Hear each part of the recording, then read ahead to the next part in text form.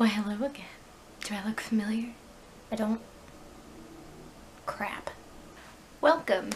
This is my video on dealing with Graves' disease. There are plenty of good and bad things whenever it comes to dealing with an autoimmune condition. Specific to my situation is Graves' disease. And I think that some of the bad points have been some of the things that come along with this, like other conditions that can happen during surgery, which is hypoparathyroidism. And that is whenever the way I got it was because my surgeon may have just barely touched my parathyroid glands, and that injured them to where they can't make calcium as well anymore, or like regulate calcium in the body as well.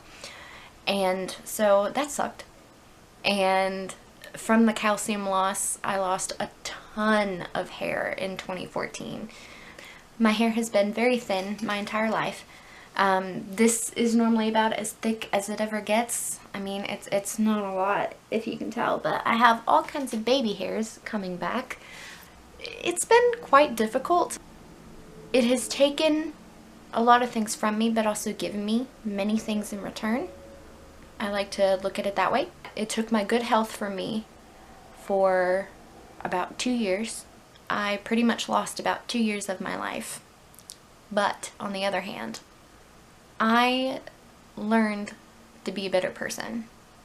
And I learned to deal with certain situations better and not automatically go, why me, as I said previously, because that's not the way you should look at things. You know, you have to learn to power through things if you want to get anywhere. I feel that Graves' disease has affected my family in the way that it was very hard for them to deal with watching me just suffer. I know that that was a very difficult part for them, and having to deal with my crippling depression that hit right on top of it due to some other events in my personal life. I'm not going to get into those. I think that it has made us all a lot stronger, and it has made us appreciate each other more. My sister also has an autoimmune disease, but it has nothing to do with thyroid. Hers is more so like a skin thing. I don't even remember what it's called, but if I can remember what it's called, then I will put it somewhere on here. I feel like it has really made us a closer knit family, and my family is already extremely close. You know, it did feel good having everybody just be like, oh my gosh, are you okay? Are you okay? Are you okay? Because I've always just been one of those people that's like meh about everything. You know, I never got sick. I got hurt often because I'm clumsy, but you know, it's just one of those things. It did feel good to have the attention of most of my family, but it was a very bad way to get that kind of attention. You know what I'm saying? I feel like Graves' disease has affected my relationship in a positive way. Honestly, I found out on December 13th that whenever I get pregnant, I tested positive for an antibody that can cross through the placenta and possibly attack the child's thyroid while in utero. And that's really scary.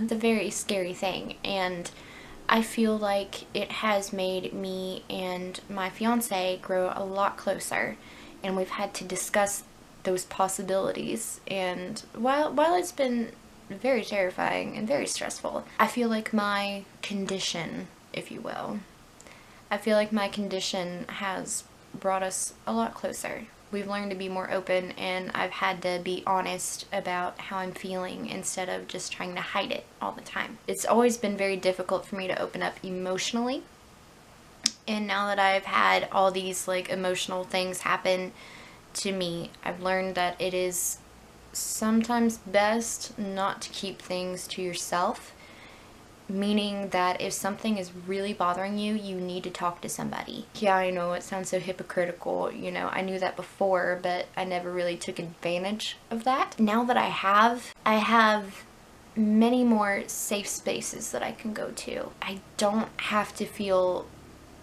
emotionally cut off for my significant other. I feel like my future with Graves' disease is probably going to be a lot of up and down. I'm okay with that, I think. You know, it's helped me grow up really fast I was 21 or 20 whenever I was first diagnosed. I had my surgery before my 21st birthday. Or no, 2 days after. Oh my gosh. 2 days after my 21st birthday. And until I was about 23, which was my birthday this past August, I really felt like I was okay to be up and moving again. So, you know, that's awesome. That's great. But I know that there are still a lot of times where I end up kicking myself because I pushed myself too hard. And, you know, there's still going to be those moments, especially whenever I become a mother, that I'm going to struggle, and I know that, and I'm prepared for that. It's going to be a lot of ups and downs, but it's going to be a lot of high points and low points, but I'm not going to let it prevent me from enjoying my life. I'm not going to let it prevent me from pursuing the things that I like to do, like YouTube. And I'm not going to let it ruin me. I refuse. I'm not weak. I'm spoony strong. And that's all for me this time. Bye.